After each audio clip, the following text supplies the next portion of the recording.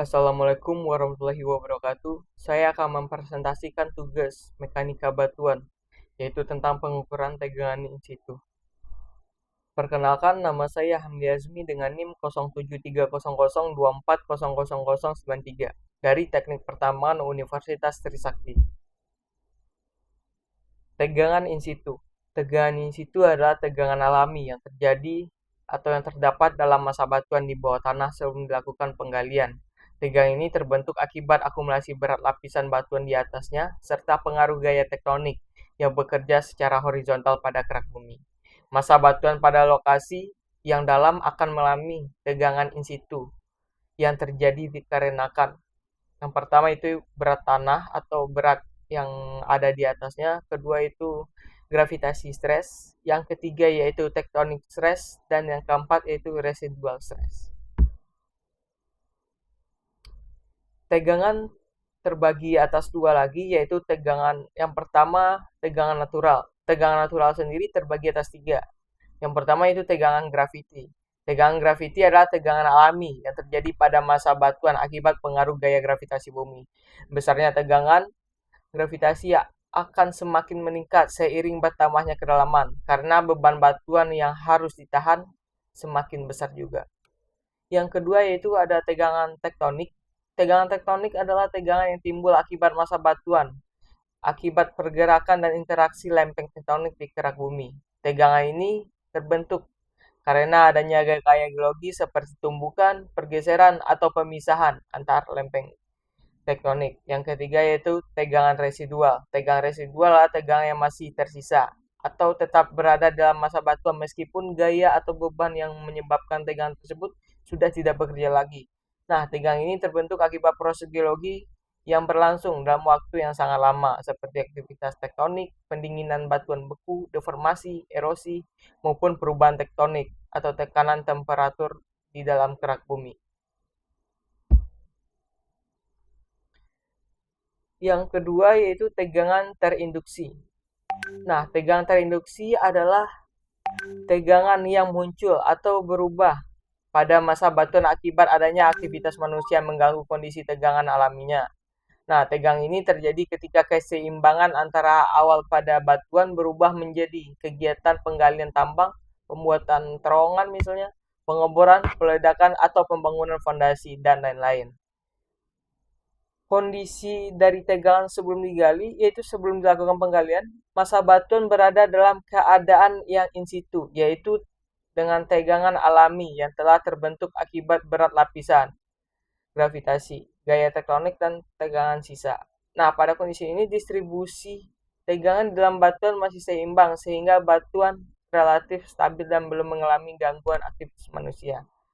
Nah, untuk kondisi tegangan yang sebelum digali yaitu tegangannya itu seperti ini, di mana tegangan itu tidak mengalami gangguan dan berada dalam keadaan seimbang. Pada setelah kondisi digali, di mana keseimbangan tegangan alam tersebut berubah menjadi sebagian massa batuan yang telah dihilangkan. Akibatnya terjadi redistribusi tegangan atau tegangan terinduksi di sekitar bukaan tambang. Nah, tegangan ini beberapa bagian batuan yang meningkat konsentrasi tegangan, sedangkan pada bagian lain menurun.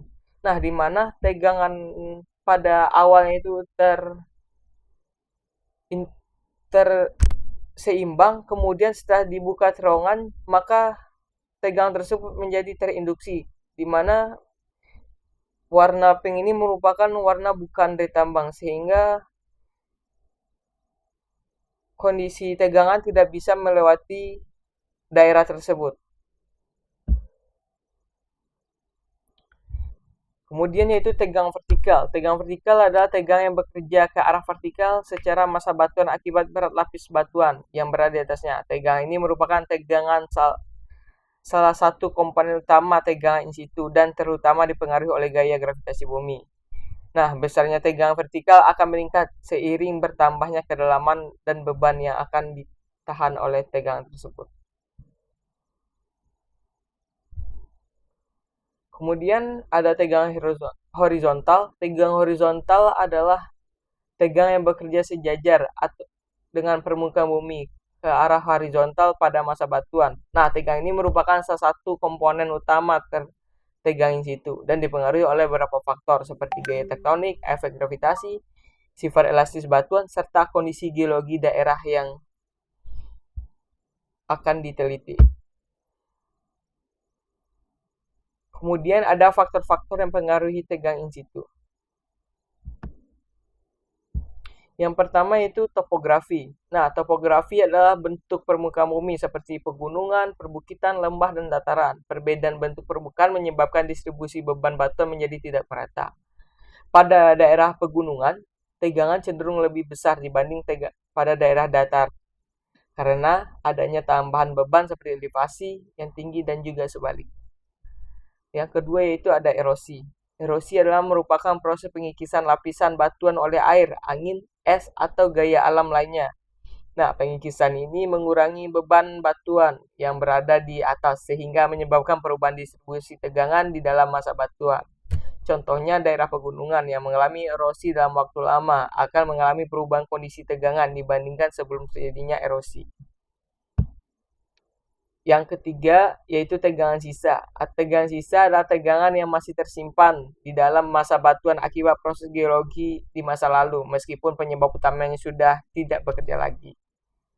Nah, tegangan ini dapat berasal dari aktivitas tektonik, pendinginan batuan beku, deformasi, maupun erosi. Tegangan sisa dapat mempengaruhi kestabilan batuan ketika dilakukan penggalian.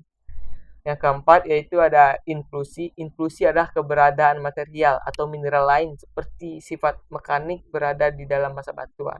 Nah, perbedaan kekuatan dan kekuatan antara batuan, induk, dan material influsi menyebabkan distribusi tegangan menjadi tidak merata. Contohnya, bongkahan kuarsa yang berada di dalam batuan sedimen dapat menyebabkan tegangan terkonsentrasi pada sekitarnya. Berikut ada faktor-faktor yang mempengaruhi tegangan in situ. Yang kelima yaitu aktivitas tektonik. Nah, aktivitas tektonik merupakan salah satu faktor utama pembentuk tegangan in situ. Pergerakan lempeng yang menghasilkan gaya tekan, tarik, dan geser menyebabkan terbentuknya sesar, lipatan, dan rekahan. Yang keenam yaitu bidang diskontinu. Bidang diskontinu yaitu bidang-bidang kelemahan pada masa batuan seperti tekar, sesar, rekahan, dan bidang perlapisan. Nah, bidang-bidang ini mempengaruhi arah penyebaran tegangan sehingga distribusinya tidak lagi merata. Selain itu, bidang diskontinu menjadi lokasi yang paling mudah mengalami pergeseran atau keruntuhan akibat tegangan yang meningkat. Kemudian ada metode-metode pengukuran tegangan in situ. Yang pertama kita bahas yaitu secara langsung, yaitu Reset Deformation Method, yaitu metode pengukuran tegangan in situ yang menggunakan strain gauge rod, yaitu sensor regangan berbentuk rosat yang dipasang pada permukaan batuan di dalam lubang bor. Nah, sensor ini berfungsi mengukur perubahan regangan strain pada beberapa arah sekaligus. Data regangan kemudian dianalisis menggunakan teori elastisitas untuk menentukan besar dan arah tegangan. Dapat dilihat dari gambar di samping yang bagian ditempel pada alat ini merupakan strain gauge rod, yaitu sensor regangan yang akan membaca terjadinya tegangan pada masa batuan tersebut. Kemudian itu metode pengukuran tegangan in situ flat jack method, di mana metode pengukuran tegangan ini dengan menggunakan flat jack, yaitu alat hidrolik berbentuk plat baja tipis yang dimasukkan ke dalam celah batuan. Nah, tekanan hidrolik yang diberikan hingga deformasi batuan kembali sebelum celah dibuat. Besarnya tekanan dianggap sama dengan tegangan yang bekerja pada batuan. Dapat dilihat pada gambar di samping, di mana plat baja tipis dimasukkan ke dalam kekar, ke dalam rekahan. Terus dia setelah dimasukkan ke dalam rekahan, plat bajanya kemudian diberi tekanan hidrolik sehingga deformasi batuan kembali seperti semula. Jadi berapa gaya yang diterima merupakan itu tegangan pada batuan tersebut. Kemudian yaitu hydraulic fracturing method, di mana metode pengukuran tegangan in situ dengan cara memompa fluida bertekanan tinggi dalam lubang bor hingga batuan mengalami rekahan. Tekanan saat rekahan terbentuk dan saat terbuka kembali digunakan menghitung besarnya tegangan horizontal.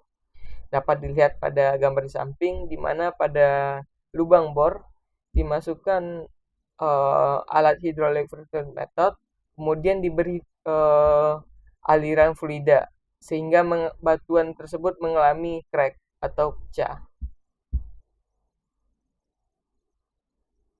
Yang keempat yaitu overcoring method, yaitu pengukuran in situ dengan cara memasang strain gauge pada lubang bor. Nah, kemudian melakukan pengoboran yang lebih besar di sekeliling sensor. Ketika batuan di sekitar sensor dipotong, tegangan mengalami dilepaskan sehingga sensor mencatat perubahan tegangan. Nah, nilai regangan tersebut digunakan sebagai menghitung tegangan in situ. Kemudian ada metode pengukuran tegangan in situ secara tidak langsung. Yang pertama itu emisi akustik, yaitu metode pengukuran tegangan in situ dengan memanfaatkan gelombang suara berfrekuensi tinggi yang dihasilkan oleh batuan ketika mengalami retakan mikro. Batuan dapat menyimpan memori suara ketika dari hal-hal yang dialami ketika diberi stres. Namun ada beberapa tipe batuan yang berbeda. Misalkan ada tipe batuan yang dapat menyimpan memori lama, ada yang mungkin hanya 2 jam setelah sampel diambil, atau bahkan ada yang 30 menit setelah sampel diambil. Itu tergantung dari karakteristik dari batuannya sendiri. Yang kedua yaitu metode deformation rate analysis, yaitu metode tidak langsung yang digunakan untuk memperkirakan tegangan in situ berdasarkan perubahan laju deformasi batuan pada sampel. Nah, diberi pembebanan di laboratorium. Metode ini didasarkan pada prinsip bahwa batuan akan menunjukkan perubahan perilaku deformasi ketika beban yang akan diberikan mencapai atau melebihi tegangan maksimum yang dikuati oleh batuan tersebut. Yang ketiga yaitu differential strain curve analysis, yaitu metode pengukuran tegangan in situ yang memperkirakan kondisi tegangan berdasarkan hubungan antara tegangan dan regangan pada sampel batuan. Metode ini menganalisis perubahan kurva regangan diferensial yang terjadi ketika batuan diberi beban di laboratorium. Yang keempat yaitu analytic strain relaxation, di mana metode yang memperkirakan tegangan in situ yang mengukur regangan analitik yang terjadi setelah sampel batuan diambil dalam bumi. Ketika inti bor diangkat ke permukaan, tegangan alami yang semula bekerja akan terlepas sehingga batuan mengalami relaksasi regangan. Besarnya regangan tersebut digunakan untuk menghitung kondisi tegangan semula. Berikut ini merupakan referensi-referensi yang saya gunakan dalam pembuatan materi presentasi ini. Sekian presentasi ini saya sampaikan. Terkurang terlebihnya mohon maaf. Wabillahi taufiq wal hidayah. Wassalamualaikum warahmatullahi wabarakatuh.